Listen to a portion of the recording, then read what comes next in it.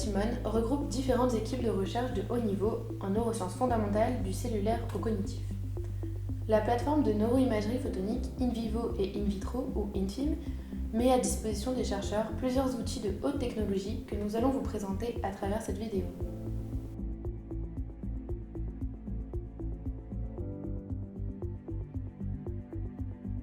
Et la plateforme INFIM, elle fait partie de l'INT. En fait, elle est née du besoin de mutualiser certains instruments qui autrement seraient trop chers.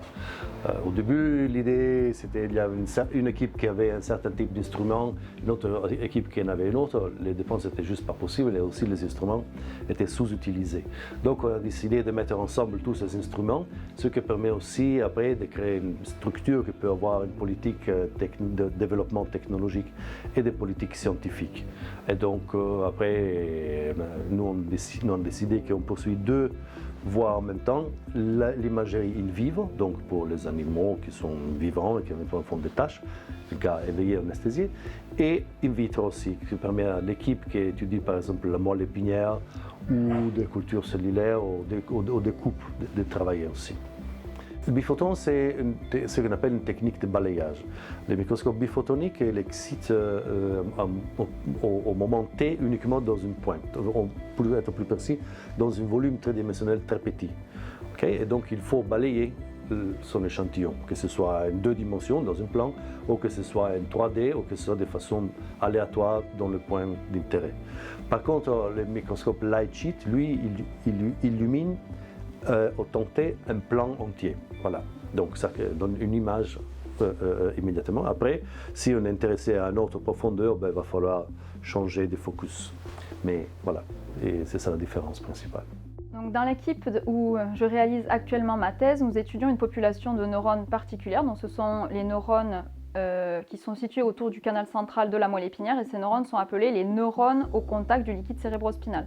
Donc ces neurones ont été observés chez plus de 200 espèces de vertébrés, et en tout cas chez les vertébrés inférieurs, ils sembleraient être impliqués dans la détection des stimuli chimiques et mécaniques, et aussi dans la locomotion. Mais en fait, on ne sait pas trop ce qu'il en est chez les mammifères, et du coup, un des objectifs de ma thèse est de savoir leur rôle chez les mammifères, et plus précisément chez la souris.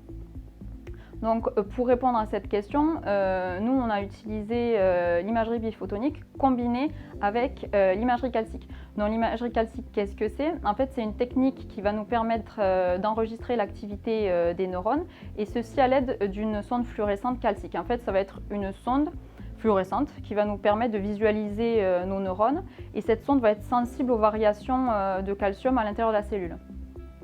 Et en fait, on a choisi d'associer cette technique avec la microscopie biphotonique, puisqu'en fait, la microscopie biphotonique va nous permettre d'aller imager en profondeur. Et en fait, vu que notre canal central est situé en profondeur de la moelle épinière, c'était la technique de choix. Et en fait, la moelle épinière, c'est un tissu qui est assez particulier puisqu'elle va diffuser la lumière. Donc on a eu des petits soucis, mais en fait, maintenant on est capable de séparer la moelle épinière en deux. On appelle ça des hémisections médianes, et on va venir directement imager le canal central avec nos neurones de contact. Et du coup, en combinant ces deux approches, on espère pouvoir un peu s'approcher du rôle de ces neurones chez la souris.